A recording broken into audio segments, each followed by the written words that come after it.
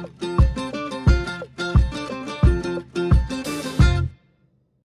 Sobat UGM Channel, selamat datang di podcast Pojok Bicara. Kali ini aku, Lorencia dari Fakultas Teknologi Pertanian, Angkatan 2023, akan membicarakan topik yang lumayan hangat nih, lagi diperbincangkan sekarang. Tapi aku di sini nggak sendirian dan aku ditemanin sama, langsung aja ya kita kenalan sama teman-teman kita di sebelahku. Oke, halo sebelumnya teman-teman. Boleh perkenalan dulu nih. Oke, aku dulu kali ya. Perkenalkan, di sini aku Naufal dari Ilmu Ekonomi Angkatan 2023. Oke, sebelahnya nih kakak cantik satu ini. Bolehkah perkenalan dulu? Salam kenal semuanya, aku Ailin Abigail Alexandra, biasa dipanggil Ailin. Aku dari Fakultas Hukum Angkatan 2023. Oke, nah kira-kira teman-teman udah pada tahu belum kita hari ini bakal bahas apa sih? Apa tuh? Apa ya? Apa ya? Apa ya? Kayaknya sudah terlihat di judul di bawah ini ya. Kita membicarakan topik yang ya kalau di kalangan kita nih lagi hot-hotnya. Hari ini kita akan membicarakan tentang Danantara. Bismillah.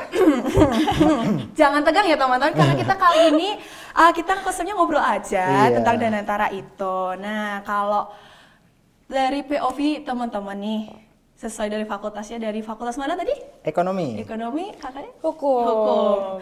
Nah, menurut kalian Danantara itu apa sih dan penting apa enggak pengaruhnya itu ke Indonesia? Aku dulu kali ya. Boleh. Menurutku sih Danantara itu ini menarik. Karena satu, Danantara itu ide yang cukup baru dan mungkin ini bisa banyak resikonya, termasuk resiko transparansi atau resiko korupsi, atau yang kedua ada peluangnya di sini. Kayak peluangnya itu cukup banyak karena ini salah satu gebrakan, dan kalau teman-teman baca itu sebenarnya mengambil referensi dari dari super holding di negara-negara lain kayak Singapura atau bahkan Uni Emirat Arab, Kuwait dan sebagainya. Jadi kayak ya ini lumayan menarik sih Danantara sebenarnya. Kalau menurut Novel sendiri itu penting nggak sih buat Indonesia dan pengaruhnya tuh gede atau tidak?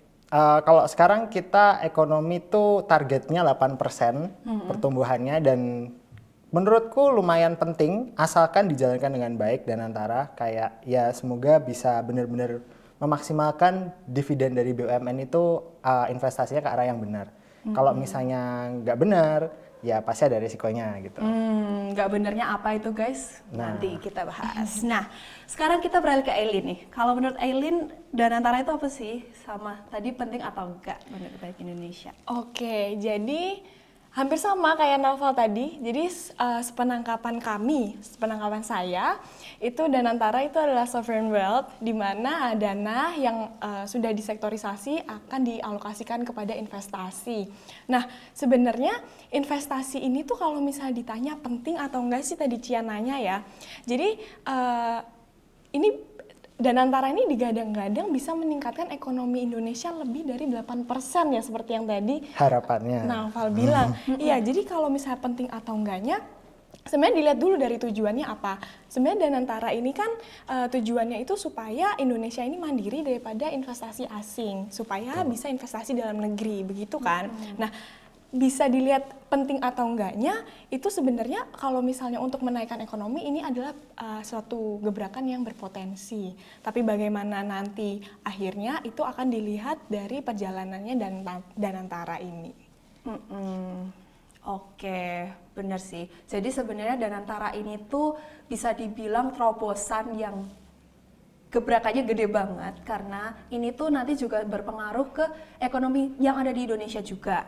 Dan oleh karena itu kita akan lebih membedah nih gimana perspektif dari segi ekonomi dan juga hukum yang menurut mahasiswa ini bakal berpengaruh besar nih bagi Indonesia.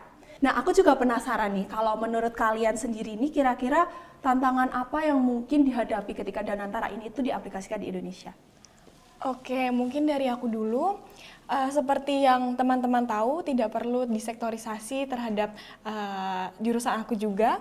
Sebenarnya publik itu tahu bahwa tantangan terkini yaitu public trust, di mana adanya Danantara ini itu juga dipertanyakan, gebrakan yang sebesar ini dengan dana yang sebesar katanya mencapai lebih dari 10.000 triliun ini, bagaimana sih pengalokasiannya, bagaimana sih pengelolaannya supaya bisa efektif begitu. Dan makanya dari menurut sepengetahuan saya bahwa Danantara ini memang ada muncul skeptisisasi dari publik bahwa publik ini bingung bahwa hal gebrakan sebesar ini itu diluncurkan saat ekonomi Indonesia sedang terpuruk begitu.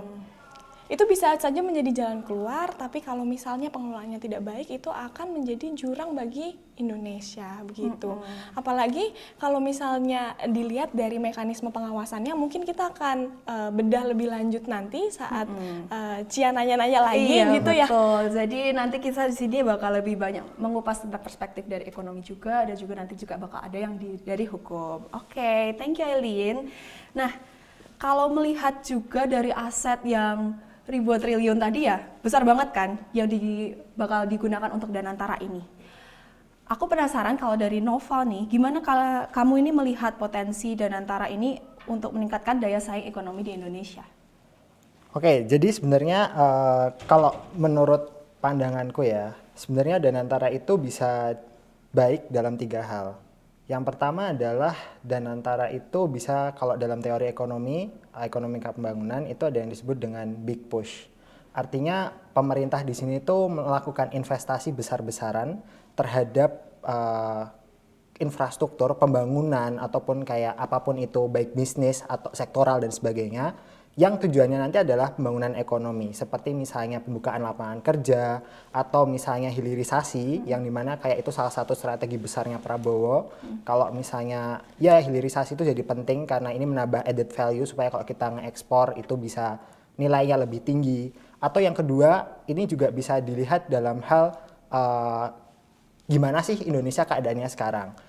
Kita itu sedang krisis kepercayaan investor. Kalau teman-teman ingat kemarin beberapa hari lalu, IDX itu sempat nge-halt di stock exchange kita karena sempat drop IHSG sampai 5% lebih, dan itu membuktikan kalau misalnya sekarang kita lagi krisis investor banget, dan kalau misalnya tanpa Danantara itu maka akan sangat susah gitu untuk datengin investor.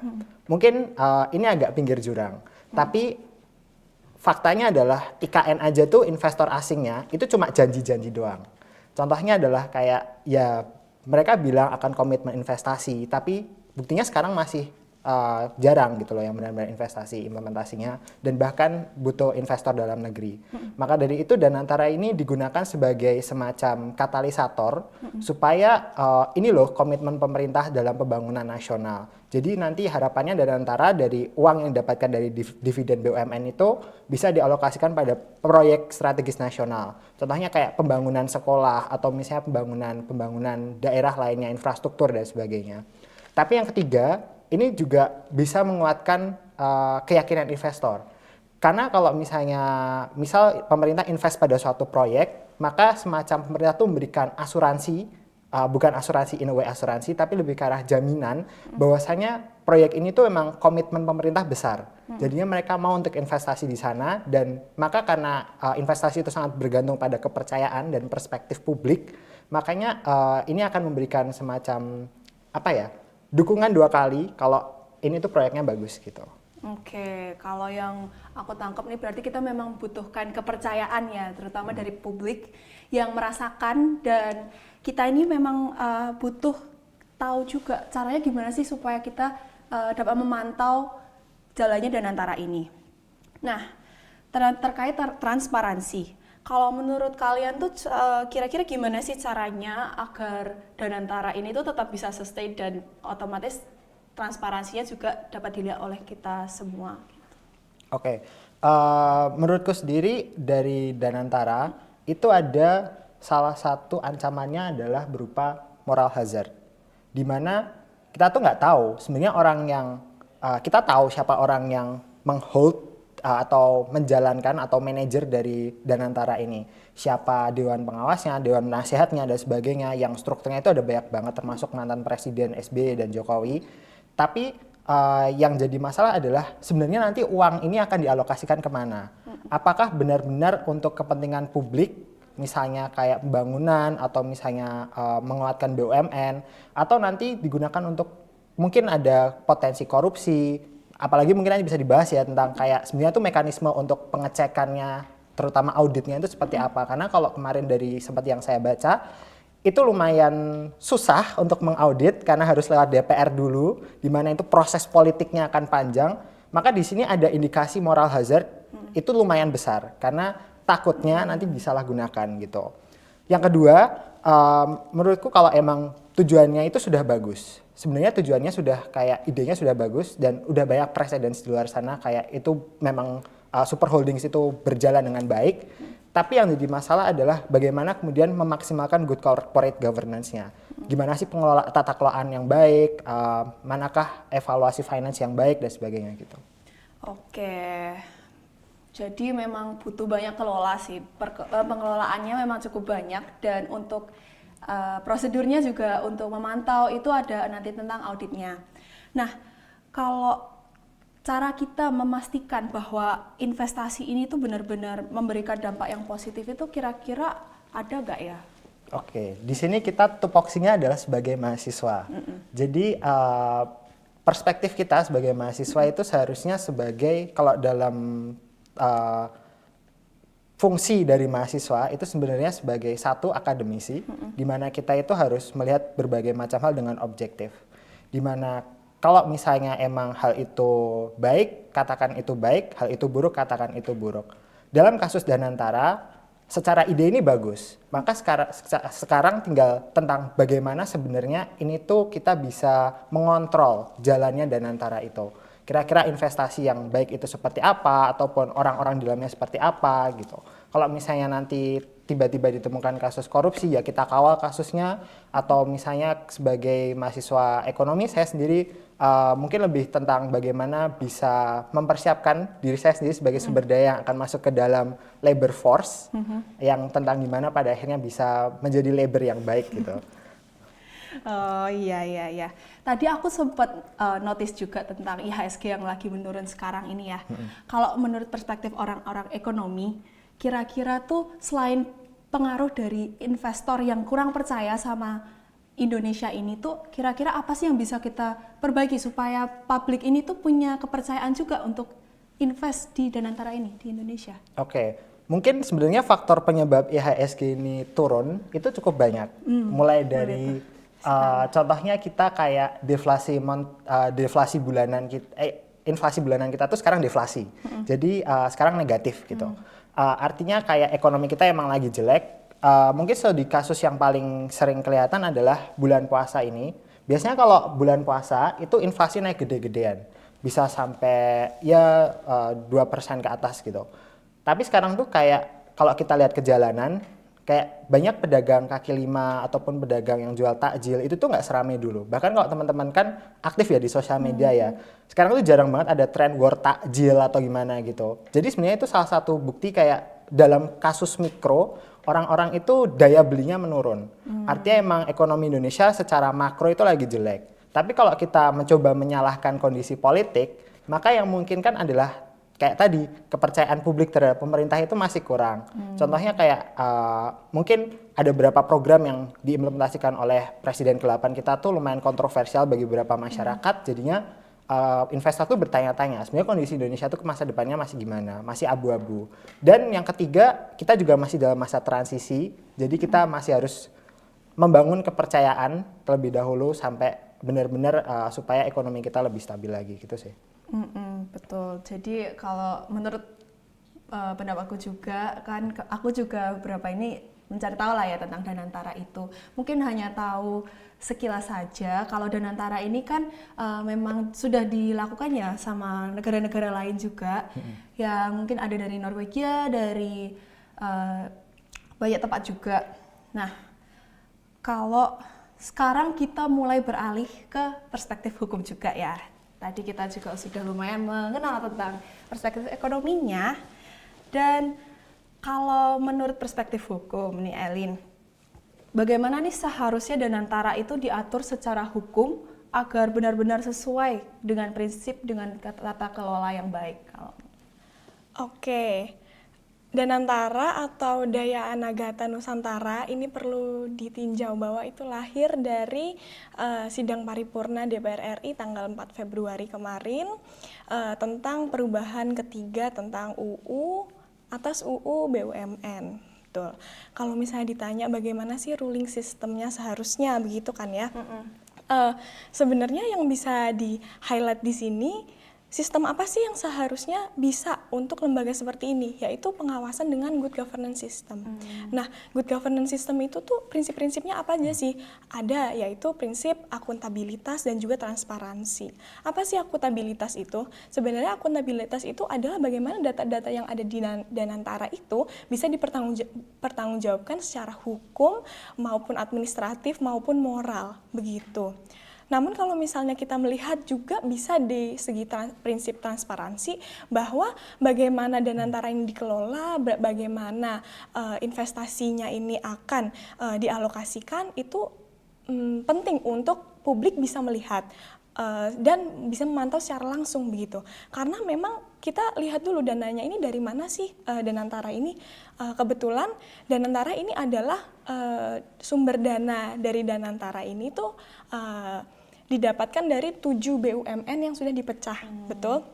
Nah, 7 BUMN yang sudah dipecah ini adalah BUMN raksasa yang Indonesia punya, begitu. Jadi penting untuk publik itu juga memantau bahwa BUMN ini ada untuk rakyat dan juga nanti bagaimana pengalokasiannya supaya itu kembali ke rakyat, begitu. Oke, jadi memang karena melibatkan 7 BUMN yang lumayan besar juga di Indonesia ini ya. Bukan lumayan ya, besar Iya, banget sangat ya. besar. Sekitar ekspektasinya 14.000 triliun rupiah Ya, asetnya.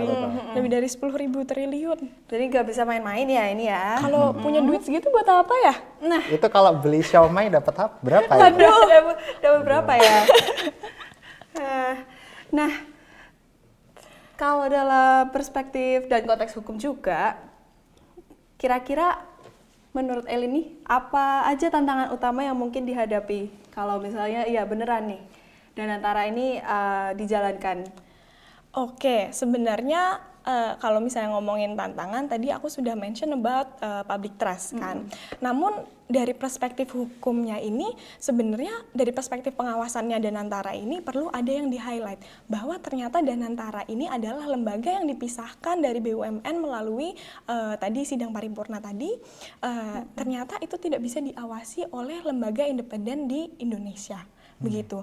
Namun idealnya lembaga-lembaga, apalagi lembaga-lembaga raksasa seperti ini, lembaga besar, bisa dibilang ini adalah anak macan yang baru lahir di Indonesia. Anak macan. Gitu. Gimana itu kok bisa dapat istilah anak macan itu, Elin? Nah, kenapa anak macan? Karena ini baru digadang-gadangkan akan meraup keuntungan sebesar apa, dan sebesar apa itu sangat besar gitu ya, dan aset yang dipunyai juga sangat besar gitu kan ya.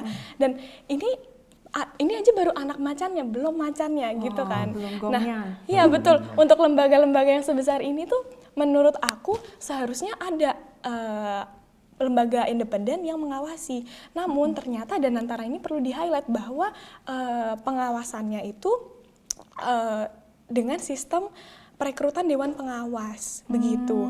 Sebenarnya idealnya sebenarnya seperti contoh kita bisa melihat dari BPJS. BPJS itu kan diawasi oleh OJK, DJSN dan juga kalau nggak salah BPK. Ya. Lalu itu kan seperti BPJS aja itu aja ada lembaganya untuk selalu mengaudit dari lembaga tersebut begitu kan. Namun di Danantara ini kita bisa melihat bahwa pengawasannya itu ada dari dewan pengawasnya begitu. Dan juga dari dewan pengawas yang direkrut itu muncul skeptis publik begitu. Apakah ada kepentingan politik atau ini memang orang yang ahli dalam bidangnya begitu. Oh iya. Betul kok, bisa bercermin dari banyak lembaga lain seperti BPJS itu terdapat itu ya dewan pengawas sendiri ya. Sedangkan kalau untuk Danantara ini sendiri badan pengawasnya seperti apa ya? Kalau misalnya dengan perekrutannya, badan pengawas ini tuh bertujuan yaitu untuk mengaudit berkala tentang bagaimana sih ini berjalannya Danantara begitu. Cuman Maka dari situ bahwa kita bisa lihat sebenarnya Danantara ini tuh seharusnya pengawasannya itu berdasarkan keuntungan ekonomi gitu, bukan kepentingan politik. Nah, itu yang seharusnya di-highlight seperti itu. Jadi menurut aku pribadi bagaimana Danantara ini apakah akan sukses atau tidak itu tergantung eksekutornya dari eksekusi Danantara ini. Betul banget. Dia tuh eksekutor Danantara, bisa tak kau? Jadi Ditantang ya sama Nafa. Nah, berarti semua terkait dengan eksekusinya nanti, dan kita memang sebagai mahasiswa ini hanya perannya adalah mengawasi, dan mungkin kita hanya bisa mengkritisi sekiranya kalau ada hal-hal yang keluar dari jalurnya nih. Nah, Danantara ini memang tak terlepas dari kritik, dan juga ada banyak terkait transparansi yang dikeluarkan karena bakal banyak berkaitan dengan kepercayaan publik juga di saat-saat ini tuh. Nah, menurut kalian juga nih, kira-kira apa sih yang harus dilakukan sama pemerintah untuk mengatasi kekhawatiran ini nih, supaya ya public trust ini tuh semakin meningkat, terutama ya di kalangan kita-kita ini gitu. Ya, kalau misalnya ngomongin tentang kira-kira gimana sih supaya masyarakat percaya gitu kan. Ya, bagaimana ya? Kan dari tadi yang dituntut adalah transparansi dan akuntabilitas begitu. Jadi bagaimana lah cara pemerintah ini membuktikan kepada masyarakat bahwa memang benar Danantara ini tuh bisa transparan untuk masyarakat dan nanti hasilnya juga kembali ke masyarakat begitu. Kan ini digadang-gadang akan menjadi proyek yang kesuksesan ekonominya itu sangat besar gitu. Tapi ini adalah proyek yang memiliki dua kemungkinan besar. Dan menurut aku pribadi Danantara ini tidak punya kesempatan sama sekali untuk gagal. Karena bila Danantara ini akan berhasil, itu akan menjadi gebrakan ekonomi baru bagi Indonesia dan digadang-gadang akan meningkatkan ekonomi Indonesia sekitar 8% lebih gitu ya kalau misalnya idealnya. Tapi kalau misalnya ini gagal, ini akan fatal gitu ya. Karena yang pertama APBN akan selalu defisit, dan kemudian yang lebih parah lagi public trust-nya itu juga pasti akan menurun begitu. Jadi bagaimana pemerintah ini dapat memastikan gitu ke masyarakat bahwa memang Danantara ini cita-citanya seperti yang di websitenya di Danantara, yaitu untuk kesejahteraan rakyat. Amin. Benar banget. Kalau menurut Noval nih gimana nih? Dengan pertanyaan yang sama juga nih tadi. Menurutku ya baik-baik aja deh pemerintah deh. Baik-baik Gak usah aja. aneh-aneh, jangan korupsi. Good corporate governance-nya dilaksanakan. Betul. Terus investasi yang ya strategis lah. Jangan ada kepentingan politik. Semua itu harus berdasarkan pada profitabilitas. Karena kalau emang tujuannya untuk menarik investor ya berarti harus cari profit gitu loh. Dan apalagi kalau misalnya gagal, yang kayak Aileen bilang tadi, kita tuh nggak punya hedge fund-nya. Artinya kalau misalnya hancur, ya sudah, tidak ada yang bisa nge-bail out pemerintah gitu loh. Karena kebiasaan kan pemerintah kan yang nge-bail out. Yang kita kalau ada BUMN mau gagal nih, kita kasih tambahan duit supaya kayak mereka bisa sehat lagi. Tapi kalau kayak gitu ke Danantara 14.000 triliun ya habis juga kita uangnya gitu. Dana kita dari mana sekarang Iya, ya guys ya? dari mana? Duh. Terus juga ini apa dalam jangka pendek ini kan juga bakalan motongin banyak banget APBN karena pemerintah rencananya mau invest lagi 300 triliun buat penambahan ekuitas di Danantara, dan dengan aset 14.000 triliun dan ekuitasnya pemerintah cuma 1.000 triliun total, itu berarti sisanya 13.000-nya itu liabilitas semua. Artinya itu kebanyakan masih dalam bentuk hutang gitu. Jadi kita masih perlu untuk membayar itu juga, ada financial risk yang cukup besar. Jadi ya menurutku ya sudah pemerintah baik-baik saja, dan kalau emang idenya bagus silahkan implementasikan. Tapi dengan catatan-catatan tertentu gitu. Oke. Dari tadi kita ngobrolin tentang korupsi. Emang kok bisa sih kita ini tuh ya concern-nya ke situ tuh, kok bisa sih korupsi itu terjadi? Oke, kalau ngomongin tentang korupsi, sebenarnya ada kebijakan Danantara ini yang lagi viral mungkin ya, bahwa stakeholder Danantara itu tidak bisa dimintai pertanggungjawaban hukum bila terbukti sudah melakukan good governance system di dalamnya. Nah, itu menjadi suatu hal yang rancu begitu. Mungkin kalau misalnya kita lihat at the bright side-nya ya, ini pernah kejadian di BPJS, di mana di BPJS itu ada pelanggaran yaitu korupsi, ada tindak korupsi. Nah, itu diburu tuh. Kira-kira stakeholdernya siapa sih kira-kira yang melakukan korupsi ini begitu. Tapi kan kalau misalnya di Danantara ini kan berbasis ekonomi investasi, di mana mungkin bisa dijelasin nanti sama Naufal bahwa kan resiko berinvestasi itu kan banyak ya, dan apa ya, profit atau loss-nya itu tuh juga banyak faktornya gitu, bisa internal maupun eksternal.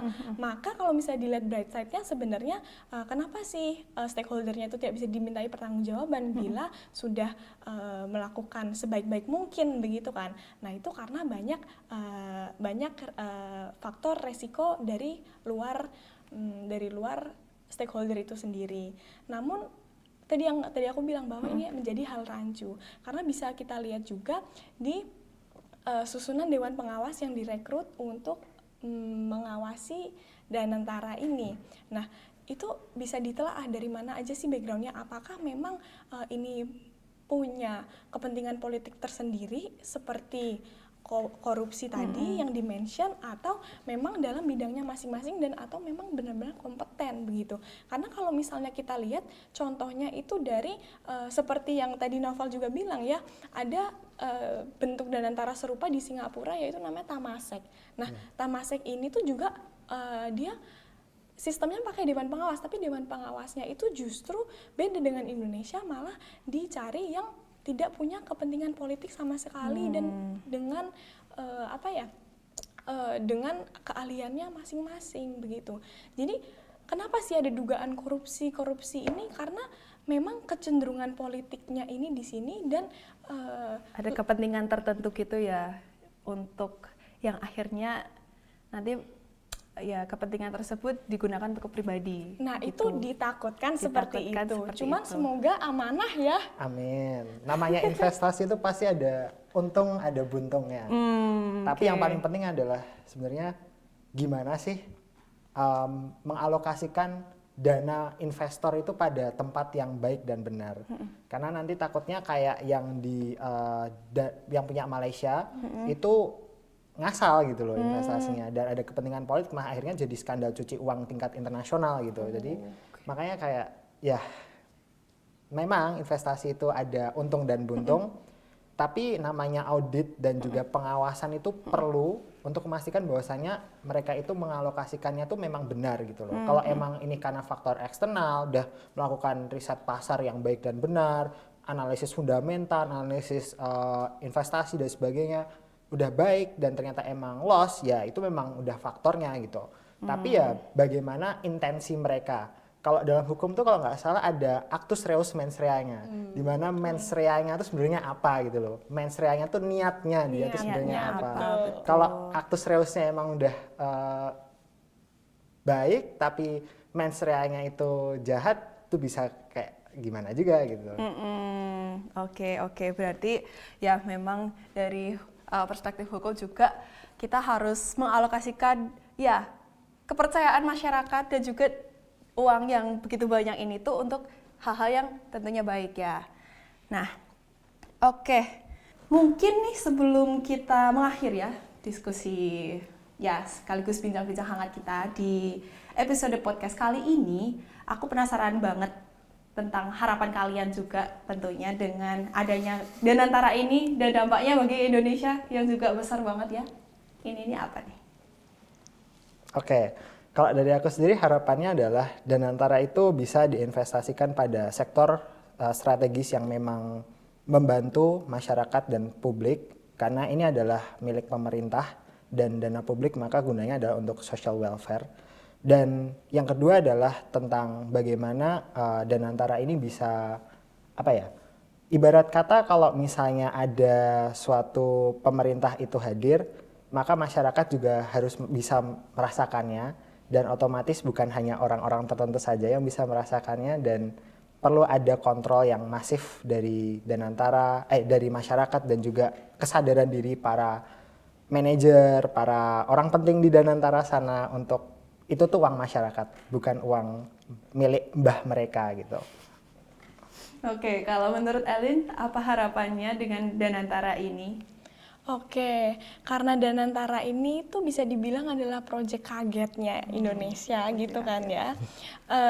Yang aku harapin itu sebenarnya seperti namanya Danantara ini adalah Public Sovereign Wealth Fund kan. Nah, harapannya seperti Naufal tadi, itu akan balik ke rakyat dan juga bukan hanya untuk kepentingan pejabat, namun juga untuk kesejahteraan rakyat gitu. Dan karena kita juga masih mahasiswa ya, Betul. semoga juga harapannya mahasiswa-mahasiswa ini juga semakin kritis terhadap kebijakan-kebijakan pemerintah seperti Danantara ini. Begitu sih. Dan harapannya juga sesuai cita-cita Danantara, ekonomi Indonesia bisa membaik ya, bisa berangsur Amin. membaik gitu. Amin. Kayaknya enggak. Betul banget, kayak kata Elin tadi, kita memang harus berharap yang baik-baik, tetapi dengan syarat kita tetap mengkritisi setiap keputusan yang diambil oleh pemerintah dan memberikan pertimbangan dan juga POV dari kita masing-masing. Nah, tak terasa nih Sobat UGM Channel, kita sudah sampai di penghujung perbincangan kita di pojok bicara ini. Aku mengingatkan nih untuk Sobat UGM Channel, jangan lupa untuk like, comment, and subscribe, dan juga tulis di komentar kira-kira pendapat kalian itu apa sih tentang proyek Danantara ini. Dan mungkin ini sekian pembahasan dari aku, Cia, dan juga Aileen. Novel. iya, sekian pembicaraan dari kita. Sampai jumpa di episode selanjutnya. Dadah.